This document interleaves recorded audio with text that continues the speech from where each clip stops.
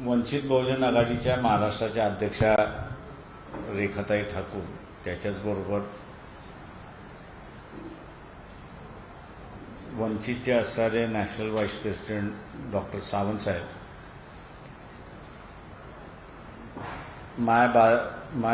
या व्यासपीठावरती बसलेले असणारे RJDचे महाराष्ट्राचे अध्यक्ष विजय खंडारे, त्याच्याचबरोबर इंडियन मुस्लिम लीगचे असणारे नॅशनल ट्रेजरी व्हाईस प्रेसिडेंट आणि स्पोक्सपर्सन जे आहेत अब्दुल रहमान आझमी, आणि त्याच्याचबरोबर इंडियन मुस्लिम लीगचे असणारे महाराष्ट्राचे अध्यक्ष असलमुल्ला हे असणारा आपल्या प्रेस कॉन्फरन्समध्ये जॉईन होतील. मुंबई कॉर्पोरेशनच्या संदर्भातली चर्चा अनेक संघटनांशी त्या ठिकाणी होते. बऱ्याचशा सामाजिक संघटना आहेत, परंतु जे राजकीय पक्ष आहेत त्या राजकीय पक्षांशी कॉर्पोरेशनच्या संदर्भातली एक युती वंचित बहुजन आघाडी, त्याच्याचबरोबर इंडियन युनियन मुस्लिम लीग आणि RJD राष्ट्रीय जनता दल यांच्या बैठका झाल्या, युती करायचा निर्णय झाला. काही राजकीय पक्ष अजून त्याच्यामध्ये जॉईन होण्याची इच्छा व्यक्त करतायत आणि म्हणून जानेवारी महिन्याच्या 15 तारखेपर्यंत सीट शेअरिंग जे असेल ते सीट शेअरिंग या ठिकाणी जाहीर केल्या जाईल अशी असणारी परिस्थिती आहे. प्रचाराचा भाग म्हणून जो आहे तो प्रचाराचा भाग आम्ही उद्यापासून सुरुवात करतो आहोत. मुंबई महानगरपालिकेच्या कॉर्पोरेशनच्या निवडणुका आहेत. आज एक महत्त्वपूर्ण निर्णय सुप्रीम कोर्टाचा OBCच्या प्रश्नावरती कदाचित आला असेल किंवा येण्याच्या मार्गावरती असेल. निवडणुका पोस्टपोन करण्याचा संविधानामध्ये अधिकार नाही. जे काही हायकोर्ट आणि सुप्रीम कोर्ट करते, एका दृष्टीने घटनेच्या विरोधात आहे. जुनी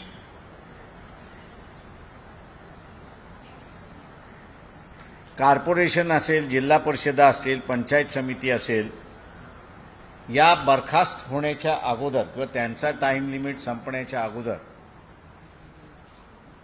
या सगळ्या नवीन सभागृह त्या ठिकाणी आल्या पाहिजेत अशी असणारी परिस्थिती आहे. ज्याचं कोणाचं राज्य होतं त्याला फक्त 5 वर्षच राज्य करण्याचा मॅन्डेट आहे. 5 वर्षानंतर त्याला राज्य करण्याचा मॅन्डेट नाही अशी असणारी परिस्थिती आहे. आणि म्हणून वारंवार कोविडच्या नावाखाली असेल किंवा इतर कुठल्याही नावाखाली हे जे इलेक्शन पोस्टपोन करण्याचा भाग चाललेला आहे तो माझ्या दृष्टीने चुकीचा आहे असं मी त्या ठिकाणी मानतो. उद्याचा वॉर जरी झाला आणि वॉर जरी सुरुवात असेल, इमर्जन्सी जरी डिक्लेअर करायची झाली तरीही इलेक्शन ह्या पोस्टपोन करता येत नाही. येणारं नवं सरकार, येणारं नवीन लोकांचे म्हणणं मांडण्याची संधी त्या ठिकाणी मिळाली पाहिजे.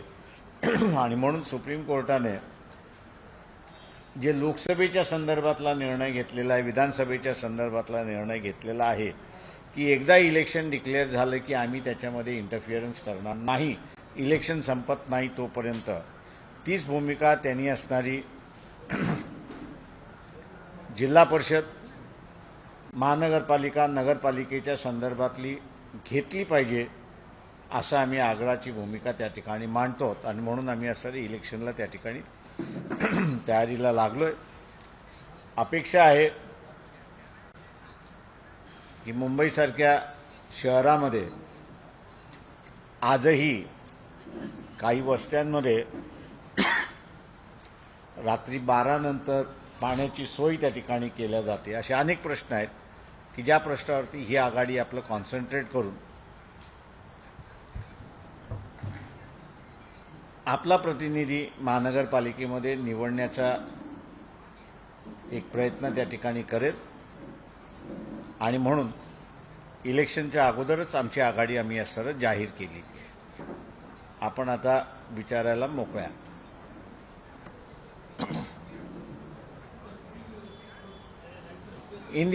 हिंदी में कहूँ, एक पानी की बोतल दे दें.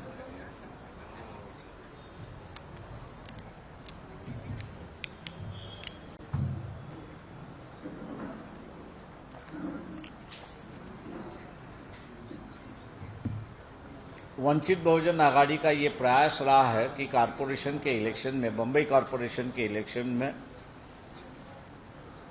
एक तीसरे महाज की तरह कुछ राजनीतिक दलों को लेके हम लोग उभरे. राजनीतिक दलों से हम लोग की बातचीत चली है, लेकिन ज़्यादातर हम लोग जो है वो सोशल ऑर्गेनाइजेशन से बातचीत कर रहे हैं. और उम्मीद है कि ये सभी सोशल ऑर्गेनाइजेशन जो है वो हम लोगों के साथ इलेक्शन के कैंपेन में आएंगे और सपोर्ट करेंगे, ऐसे मैं उम्मीद करता हूं. फिलहाल जो है वो 3 पार्टियां जो है वो आघाड़ी कॉरपोरेशन में बना रही है, जिसमें इंडियन यूनियन मुस्लिम लीग है. उनकी तरफ से आज यहाँ उपस्थित है असलम उल्लाह, उनके महाराष्ट्र के प्रेसिडेंट है, वो उपस्थित है. साथ ही साथ उनके national treasurer, vice president end spokes person जो है अब्दुल रहमान आसमी जी यहाँ पर उपस्थित है. उसके साथ ही साथ आरजेडी से भी हम लोग की वार्तालाप हुआ. उनके जो सेंट्रल कमेटी है उस सेंट्रल कमेटी ने भी इनको मान्यता दी है. और आरजेडी के जो महाराष्ट्र के प्रेसिडेंट है विजय खंडारे, ये भी उपस्थित है. आरजेडी के मुंबई के जो प्रेसिडेंट है अकबर अली खान, ये भी उपस्थित है. मुर्ताज शेख करके उनके मुंबई के यूथ के प्रेसिडेंट है, वो भी उपस्थित है. पिछले कई दिनों से बातचीत चल रही थी कि समझौता होना चाहिए और समझौते की तरह जो है वो बम्बई कॉरपोरेशन का इलेक्शन लड़ना चाहिए. आज हम लोग ऐलान करते हैं कि ये 3 पार्टियों का अलायंस जो है बम्बई कॉरपोरेशन में इलेक्शन कॉन्टेस्ट करेगा. लेकिन साथ ही साथ हम लोग अपने दरवाजे खुले रख रहे हैं कि और जो कोई आना चाहे उनको भी हम लोग साथ लेने के लिए यहाँ पर तैयार हैं. उम्मीद है कि बम्बई एक फाइनेंशियल कैपिटल है और देश भर से लोग बम्बई में आते हैं. ये जो एक माहौल बम्बई का बनता है, सोशल स्टेटा को लेके एक माहौल जो बनता है, उसको बरकरार रखने की ज़रूरत है, ऐसा हम लोग मान के चलते हैं. और उसी लिए एक महास खड़ा करना, एक आंदोलन खड़ा करना इलेक्शन के माध्यम से हम लोग इसकी कोशिश कर रहे हैं. उम्मीद है कि जो इस विचार को स्वीकार थे वो भी साथ में आ जाएंगे. अपने दरवाजे जैसे मैंने कहा कि हम लोग ने खुले रखे हैं. 15 जनवरी के लगभग जो है वो हम लोग जो सीट शेयरिंग होगा सीटों का, उसका विवरण हम लोग देंगे. और उम्मीद करते हैं कि लोग जो है इस महाज को स्वीकारें और कॉरपोरेशन की एक नई पहल शुरुआत हो, ऐसी हम लोग अपेक्षा करते हैं.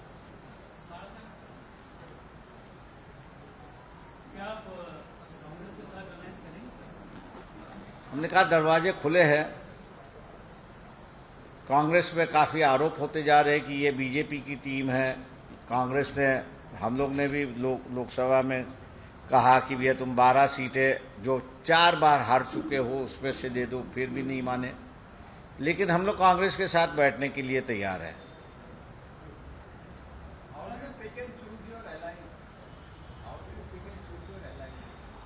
I don't pick and choose my alliance. People leave me up, so I don't choose my alliance.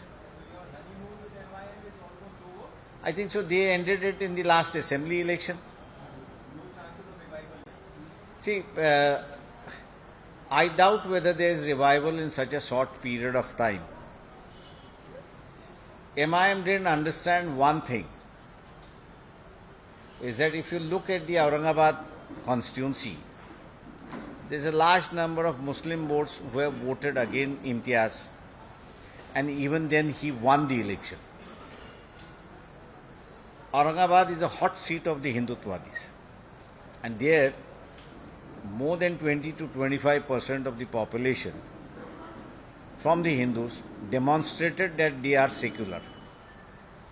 And I think so this was one of the biggest change in the present history, when the Muslims were reeling under the feeling that the Hindus will not vote for them. The OBCs demonstrated that they are secular and they will vote for a secular candidate. Instead of cementing this, they just broke it away. So I think so we are ourselves in a doubt whether the OBCs who are with us as a party would accept this alliance, and we are not confident about it, and therefore we have kept MIM out of this fold.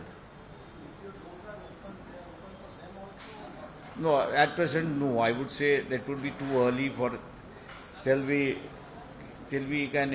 जब तक हम लोग OBC को समझा नहीं देते कि भी उसमें क्या असलियत हुई और क्या हुआ, तब तक हम लोग दरवाज़ा खुला नहीं कर सकते उनके लिए.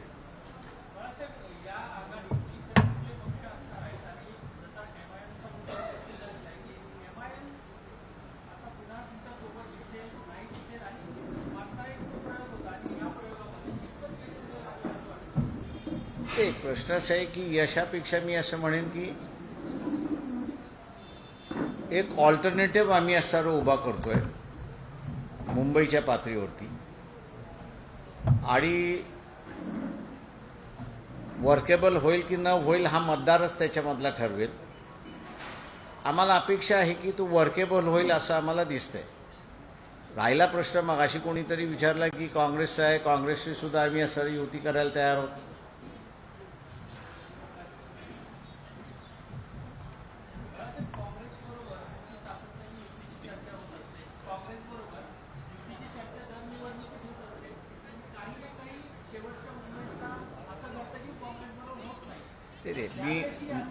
मी मागच्याही वेळेस म्हणालो की लोकसभेच्या वेळेस आम्ही त्यांना सर म्हणालो होतो की कंटिन्युअसली ज्या जागा तुम्ही हरलेला आहात, 4 वेळा हरलेला आहात, मी 3 वेळा म्हणत नाही, कंटिन्युअसली 4 वेळा जागा तुम्ही हरलेल्या आहात, त्याच्यापैकी तुम्ही आम्हाला सर शेअर करा. औरंगाबाद ही गेली 25 वर्ष काँग्रेस हरत आलेली आहे, ती आम्ही जिंकली. प्रश्न असा आहे, काँग्रेसच्या मनामध्ये ही नेहमी भीती आहे की हे हरलेल्या जागा मागून सुद्धा जिंकतात, आणि हे जर जिंकले तर मग आमचं काय होणार, अशी त्यांच्या पुढचा असणारा प्रश्न आहे. आणि म्हणून मागे त्यांनी आम्हाला असणारा बीजेपीची बी टीम म्हटली, जेव्हा मी जिल्ह्याच्या प्रेस कॉन्फरन्समध्ये आम्हाला काँग्रेसबरोबर युती करायचं असं म्हणत होतो.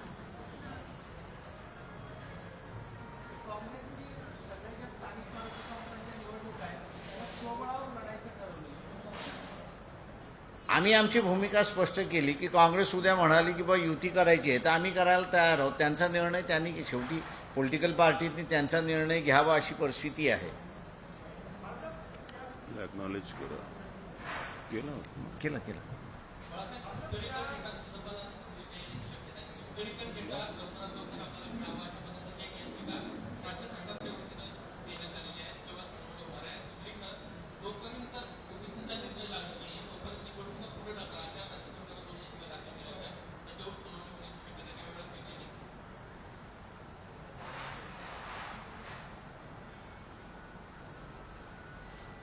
सुप्रीम कोर्टाच्या कॉन्स्टिट्युशनल बेंचनी एक जजमेंट दिलेलं आहे की शैक्षणिक रिझर्वेशन आणि सर्व्हिसमधलं इलेक्शन रिझर्वेशन ओबीसींसाठी हे वेगळ्या फुटिंगवरती आहे आणि त्याच्याचबरोबर राजकीय आरक्षण जे आहे ते वेगळ्या फुटिंगवरती आहे. त्याच्यामुळे राजकीय आरक्षण देत असताना तुमच्याकडे इम्पिरिकल डेटा आहे का, आणि तो इम्पिरिकल डेटा असताना ज्यांना आरक्षण मिळतंय त्यांना तुम्ही जस्टिफाय कसं करताय असा एक प्रश्न उपस्थित करून एक 4 वर्षापूर्वीचं ते जजमेंट आहे. आणि त्याच जजमेंटमध्ये त्यांनी असं सांगितलं होतं की यावेळेस आम्ही तुम्हाला असणारं ॲडव्हर्स जजमेंट देत नाही आहोत, पण वेळ देत आहोत की आपण असणारा हा इम्पिरिकल डेटा निर्माण करावा आणि जस्टिफिकेशन करावं की तुम्ही ज्यांना रिझर्वेशन देताय त्यांना रिझर्वेशनची खऱ्या अर्थाने गरज आहे का. बीजेपीच्या सरकारने ते अत्यंत निग्लेक्ट केलं, तो इम्पिरिकल डेटा कलेक्ट केला नाही. आणि म्हणून दुसरी याचिका ज्यावेळेस सुप्रीम कोर्टामध्ये याच ओबीसीच्या आरक्षणावरती गेली त्यावेळेस सुप्रीम कोर्टाने सांगितलं की आम्ही काहीही नॉनसेन्स तुमचं चालू देणार नाही.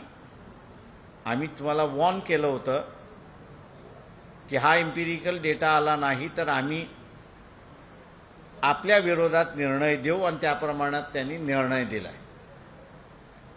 आत्ताच्या असणाऱ्या परिस्थितीमध्ये ओबीसीना पूर्णपणे फसवण्यासाठी, म्हणजे माझं म्हणणं आहे की इथला असणारा जे श्रीमंत मराठ्यांचं सरकार आहे, या श्रीमंत मराठ्यांनी मराठा समाजाला जसं फसवलं तशाच रीतीने या ओबीसीला सुद्धा फसवण्याचं कामकाज चाललंय. आणि जो ऑर्डिनन्स काढले 27% टिकणार नाही अशी असणारी विधिमंडळाने निर्णय दिल्यानंतर सुद्धा जबरदस्तीने त्या ठिकाणी काढलं. हा जो फसवण्याचा जो भाग आहे हा महत्त्वाचा आहे. सुप्रीम कोर्ट कुठेही म्हणत नाही की 27% देऊ नका, किंवा सुप्रीम कोर्ट कुठेही म्हणत नाही की आम्ही आरक्षणाच्या विरोधात आहोत. सुप्रीम कोर्ट एवढंच म्हणतंय की तुम्ही ज्यांना आरक्षण देताय त्या आरक्षणाचा ज्या समाजाला देताय त्याच्याबद्दल तुमच्याकडे काही माहिती आहे आणि आमच्याकडे तो डेटा येऊ द्या. तुम्हाला काही हार्ड निर्णय घेता येत नसतील तर त्याच्यातले काही हार्ड निर्णय आम्ही घेतो आणि मग राज्य चालू द्या, अशी असणारी परिस्थिती आहे. त्याच्यामुळे कुठेही 27%ला सुप्रीम कोर्टाने चॅलेंज केलेलं नाही, किंवा कन्सेप्ट ऑफ रिझर्वेशन जी आहे त्या कन्सेप्ट ऑफ रिझर्वेशनला सुद्धा सुप्रीम कोर्टाने चॅलेंज केलेलं नाही. त्यांनी एवढंच म्हटलेलं आहे, ऑब्झर्व केलेलं आहे त्या जजमेंटमध्ये की काही समाजांना आरक्षणाची गरज नाही अशांना सुद्धा तुम्ही इन्क्लूड केलेला आहे, त्याच्याबद्दल आमचा असणारा आक्षेप आहे.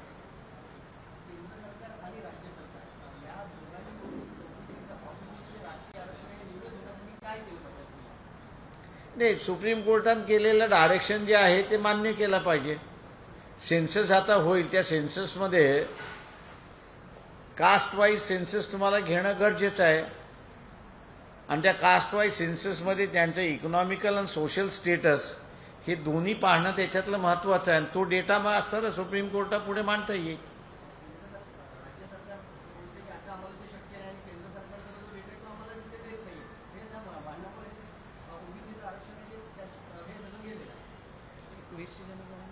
ते नाही, माझं म्हणणं आहे तुमची आत्ता असणारा जनगणना सुरुवात होईल नव्या जनगणनेमध्ये.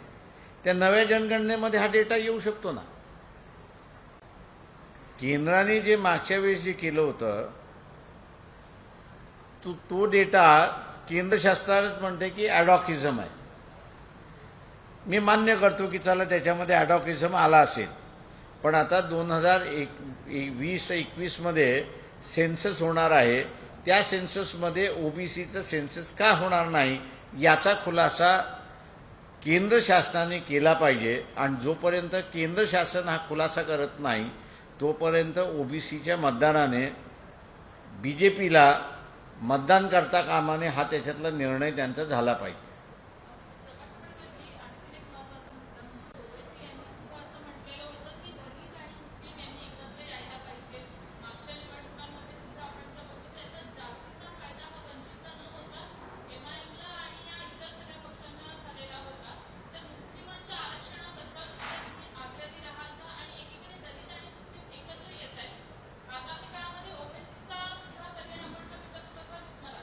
तर मी इथे असणाऱ्या पॉलिटिकल रेकग्नाइज पार्टीज ज्या आहेत त्या पॉलिटिकल रेकग्नाइज पार्टीज बरोबर आम्ही असणारा ॲडजस्टमेंट करतो.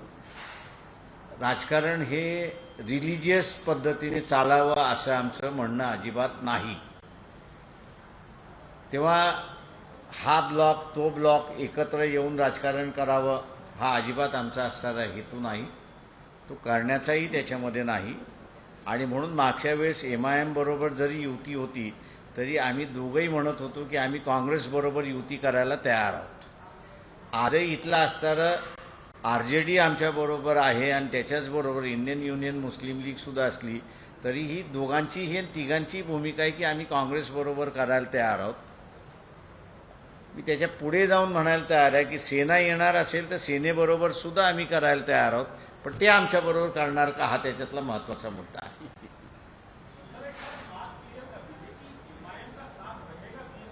देख भाई BMC में नहीं रहेगा. मैं सीधे बता रहा पहले ही बता दिया क्योंकि जो OBC हम लोग के साथ में है उनको अब तक हम लोग समझा नहीं पाया है कि भैया ये राजनीतिक समझौता होता है. बोले उनका ये कहना है कि हमने अपना सेक्युलरिज्म दिखाया लेकिन जब MIM का सेक्युलरिज्म दिखाने की बात आई तो वो अब से भाग गए.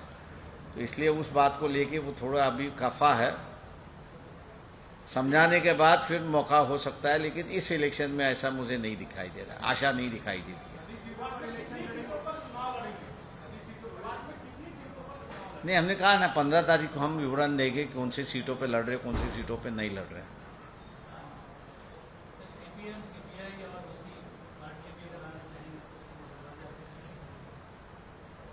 उनकी अपनी बात पहले खुलने दो क्या करना चाह रहे हो. क्योंकि उनकी शादी एक तरफ होती है और उनका संसार दूसरे के होता है. ऐसी एक परिस्थिति है.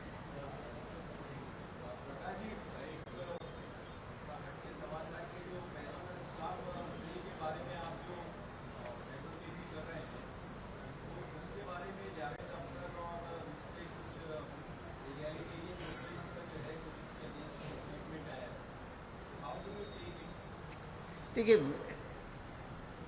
हर किसी एक चीज को एक विरोधक होता ही है लेकिन मेजॉरिटी कैरीज ऐसा मैं मान के चलता हूं.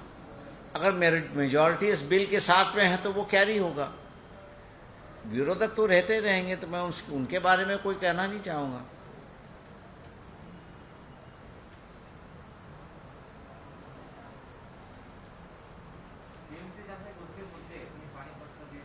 मी एक पाण्याचा मुद्दा घेतला फक्त.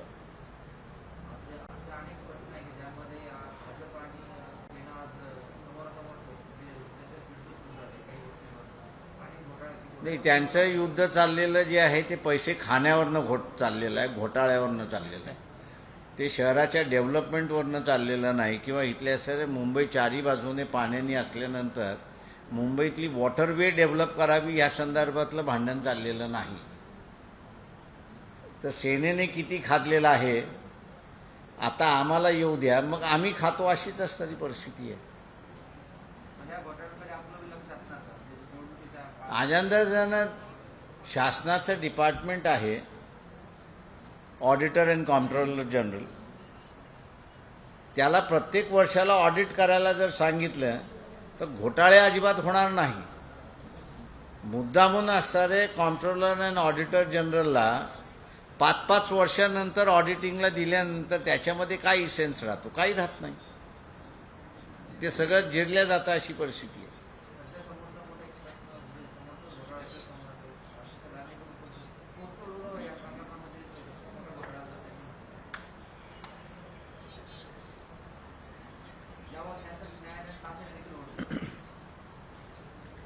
घोटाळ्याबद्दल ओढले ते ताशारी आहे की एन्व्हायरमेंटल बघितलं नाही म्हणून ताशारी आहेत.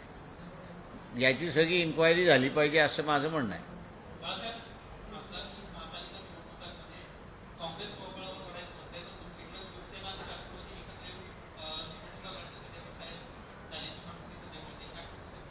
ते म्हणून मी म्हटलं ना आम्ही युती करायला सेक्युलर पार्टी जी आहेत त्यांच्याबरोबर युती करायला तयार आहोत.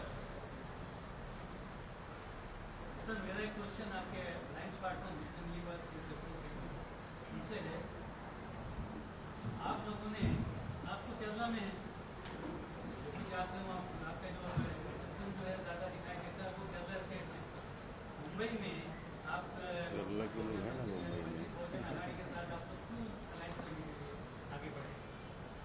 मेरा प्रश्न आपसे साहब, आपको मुस्लिम लीग का अगर तारीख पता है, मुस्लिम लीग का बॉम्बे में 2 MLAs रहा है, 14 कॉर्पोरेटर्स रहा है, और महाराष्ट्र भर में जो है औरंगाबाद में डेप्यूटी मेयर रह चुका है। अलग अलग जगहों पर मुस्लिम लीग का घर रह चुका है, अभी भी बॉम्बे में मुस्लिम लीग का घर है, और आइडियोलॉजी तौर पर भी हम साथ में हैं। कोई पार्टी कभी थोड़ा कमजोर, कभी थोड़ा रूस, ये वक्त आता है। अभी मुस्लिम लीग बॉम्बे में बहुत ताकतवर के हिसाब से उभर रहा है, और जो इश्यूज यहाँ पर प्रकाश अम्बेडकर साहब ने उठाए, हम हर तरीके से उनके साथ में हैं। एक जैसा कि आपको पता है, बाबा साहेब अम्बेडकर साहब, उनको मुस्लिम लीग ने जो है वेस्ट बंगाल मुर्शिदाबाद सीट अपना वेकेट करके मुस्लिम लीग ने उनको पार्लियामेंट भेज दी।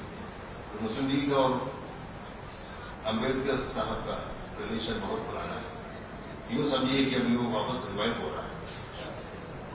Thank you. Question is for RJD. अंदर है माइक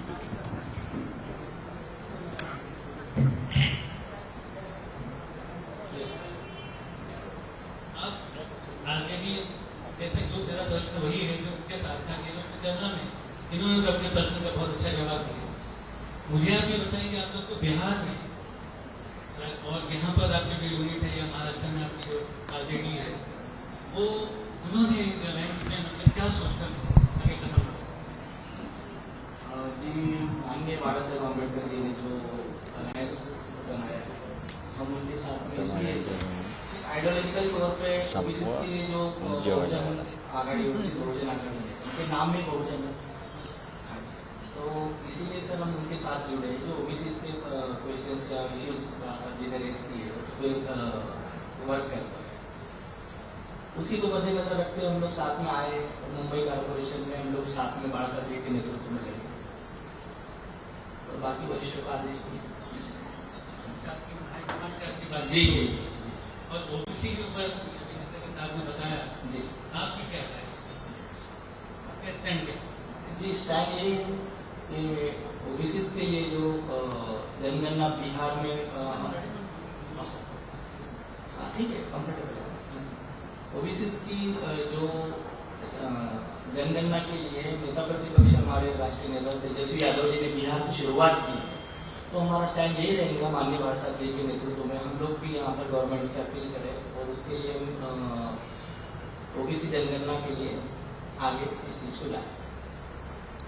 मेरा एक क्वेश्चन देखा टाइम से भी है, कहना चाहता है कि आपके फोर्थकमिंग चुनाव आ रहे हैं एमसी के, आज उसका ये अलायंस का आप लोगों ने आज यहाँ पे ऐलान किया है, तो ये जो आप सबका अलायंस है बीएमसी में, अब तक आपको क्या लगता है कि दूसरी जो पार्टियां उसमें एसएस पावर में रही हैं और उसमें क्या कमी रहेगी, उसमें जो आप उसको एडजस्ट करना चाहिए?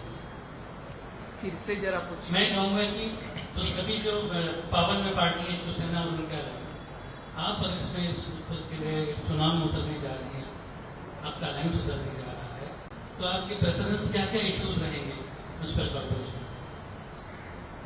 बहुत सारे इश्यूज हैं जो अभी उसका जिक्र हुआ, पानी का है, करप्शन का है, यहाँ पर रोड्स का है, एसआरए का है, ये सारे जो यहाँ पर चल रहा है कि जनता परेशान है और इसमें एक जनता का जो अलायंस है वो हम आगे ला रहे हैं, जनता के इश्यूज आगे लाएंगे और एक तीसरा पर्याय यहाँ पर खड़ा करेंगे। सारे का और माड़ा का माड़ा से रिलेटेड इशू है, ठीक है, अप्रूवल में बीएमसी से मिलता ना मेरे ख्याल से जी। एक थोड़ी सबकी जानकारी के लिए कह दूं, बम्बई ये जो है ये डाउरी है, ये बहुत कम लोगों को पता है, पोर्चुगीज से इंग्लैंड को मिली है जहेज में मिला, और इसलिए बम्बई की जितनी भी लैंड है वो सेंट्रल गवर्नमेंट की लैंड है। 1950 में सेंट्रल गवर्नमेंट ने इस लैंड को 3 हिस्सों में बांट दिया, एक स्टेट को बांट दिया, एक सेंट्रल को बांट दिया और एक कॉरपोरेशन को बांट दिया। एसआरए की जो स्कीम है वो माड़ा की ज़मीन पे हम लोग, वो स्टेट गवर्नमेंट के ज़मीन पर है, लेकिन कारपोरेशन के ज़मीन पे भी एसआरए की स्कीम है कि जिस पर कोई निर्णय नहीं लिया गया है, तो उस पर निर्णय लेना बाकी है। और उसी की वजह से जो है वो नेवी की जो जगह है कुलाबा की, स्टेट ने अलॉट की, लेकिन असलियत में वो सेंट्रल गवर्नमेंट की ज़मीन है।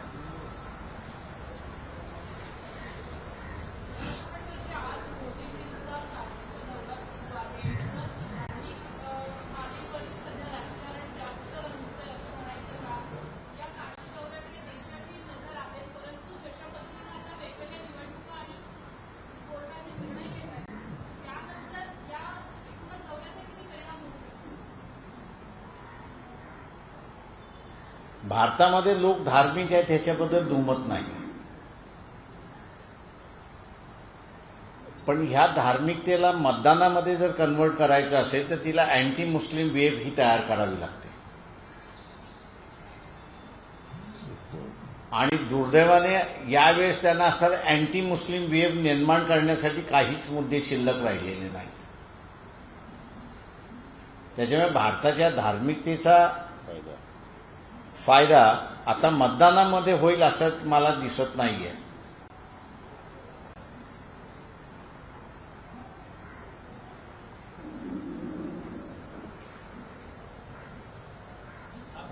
लास्ट क्वेश्चन माय साइड, हाँ, कॉर्पोरेशन के चुनाव में आपको सही मानों में किससे टक्कर आपको नहीं, देखिए मैं ऐसा कहीं मानता नहीं हूं कि वोटर फिक्स होता है।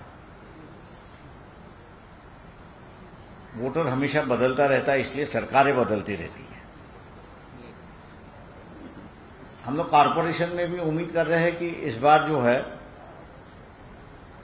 वो कोई ना कोई तो भी आके कहे कि भैया मुंबई की पॉपुलेशन को अगर बचाना है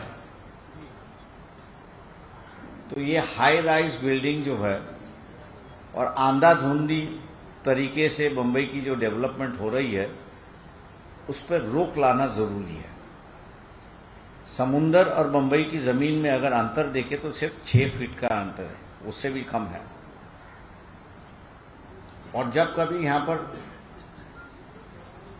4-4.5 फीट की लहर आती है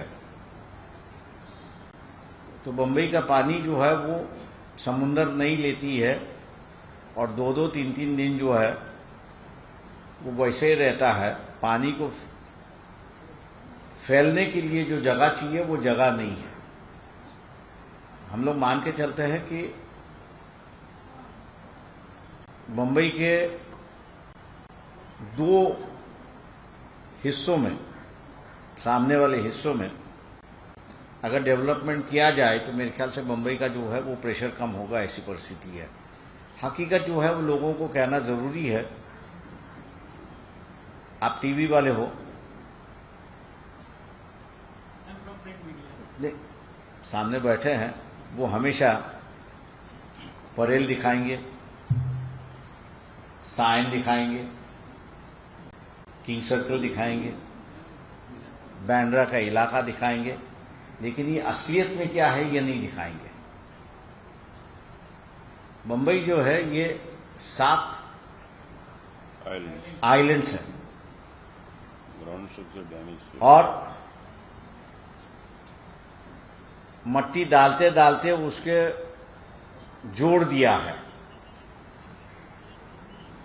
जिसने जोड़ा है उसके खिलाफ ब्रिटिशों ने अपनी नेवी भेजी थी उसको कैप्चर करने के लिए, क्योंकि ये हमारे डायरेक्शन के खिलाफ चल रहा है। ये एक इतिहास है। मुंबई के ये जो जॉइन किए हुए इलाके जो है ये हमेशा बारिश में सबमर्ज रहेंगे। इस पे आप कुछ भी करिए, कोई बदलाव नहीं ले आ सकते हो, क्योंकि 4 मीटर से लेके 6 मीटर तक हाइट वे हाई टाइड होती है, तो उस वक्त तो पानी यहाँ से बाहर जाएगा ही नहीं। तो वो बारिश का पानी जो है वो वहीं के वहीं रहेगा और 2-3 फुट पानी यहाँ पर हमेशा रहेगा। तो ये मेरे ख्याल से जो इस आइलैंड की असलियत है, ये मेरे ख्याल से लोगों को समझाना जरूरी है। और मैं कहता हूं कि यहाँ वोट की राजनीति में हम लोग जो है वो असलियत की राजनीति नहीं करते, दिखावे की राजनीति करते हैं।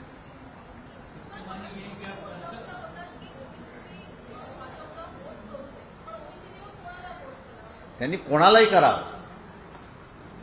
त्यांना जर असणारं सेन्ससच्या रिपोर्टमध्ये ओबीसीची जनगणना पाहिजे असेल आणि सुप्रीम कोर्टाने सांगितले की जोपर्यंत जनगणना होत नाही तोपर्यंत आम्ही आरक्षण लागू होऊ देणार नाही। आज पॉलिटिकल आरक्षण गेलंय, उद्या कदाचित असणारा अजून कोणी दाखल केलेली नाही। जे मे महिन्यामध्ये ज्या ग्रामपंचायतीच्या निवडणुका झाल्या त्या ग्रामपंचायतीच्या निवडणुकीसुद्धा पिटिशन जर गेलं तर ओबीसीमधून निवडून आलेले ग्रामपंचायतीचे सगळे सदस्य घरी जातील।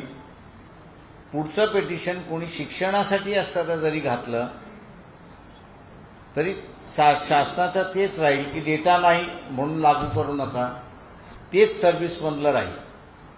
त्याच्यामुळे ही पॉलिटिकल प्रोसेस समोर दिसते म्हणून दिसली, उद्या शिक्षण आणि सर्व्हिस या दोन्हींवरती असणारा आघात येऊ शकतो आणि तो जर थांबवायचा एकमेव मार्ग ओबीसीने बीजेपीला मतदान करता कामा नये।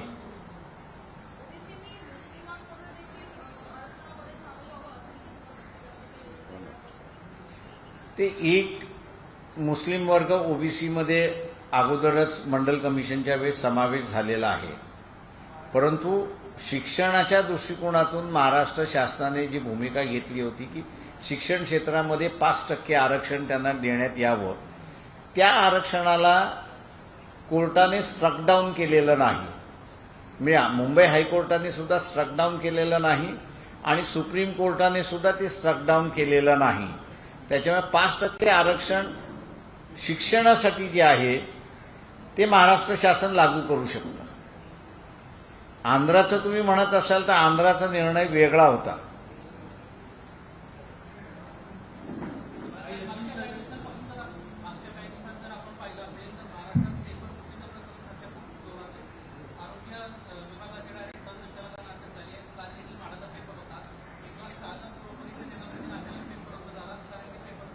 ते मुळात माझं म्हणणं असं आहे की महाराष्ट्र पब्लिक सर्व्हिस कमिशन असताना ह्यांना प्रायव्हेट एजन्सीज एक्झामिनेशन कंडक्ट करायला कशासाठी लागतात याचा खुलासा झाला पाहिजे। मग महाराष्ट्र पब्लिक सर्व्हिस कमिशन बोर्डच रद्द करून टाका। तेव्हा ते जे आहे ते करप्शनचं सेंटर करायचं होतं। चालेल। आपके क्वेश्चन से एक क्वेश्चन आंसर किया कि I assume that you are not against redevelopment. नहीं, रीडेवलपमेंट के खिलाफ नहीं है हम लोग। नहीं, मैं देखिए ओरिजिनल नोट मैं कहूंगा हाउसिंग बोर्ड की पहले निकालिए जब एसआरए शुरुआत होने वाला था।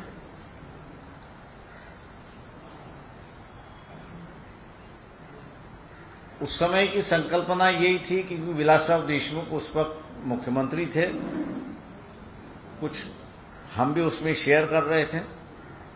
नोट ये था कि government of Maharashtra will hand over SRA schemes to MHADA. MHADA will float the tender और उससे जो है वो करीब करीब आमदनी जो थी, इनकम जो था वो करीब करीब एक्सपेक्टेड था वो 9 लाख करोड़ का था, जो महाराष्ट्र की तिजोरी में जाएगा। आज वो फंड जो है महाराष्ट्र की तिजोरी में जाने के बजाय बिल्डरों की इसमें जा रहा है, ऐसी परिस्थिति है।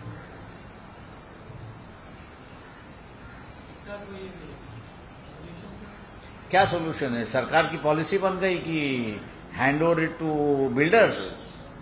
पॉलिसी को आप चैलेंज नहीं कर सकते हो, अगर चैलेंज करना है तो यू कम इन पावर, उसके अलावा दूसरा कोई रास्ता है ही नहीं।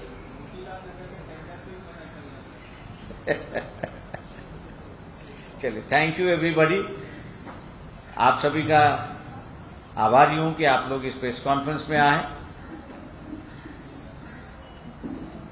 और मैं आप सभी को खाने पे दावत दे रहा हूं, आप चलिए। एबीपी माझा, उघडा डोळे बघा नीट।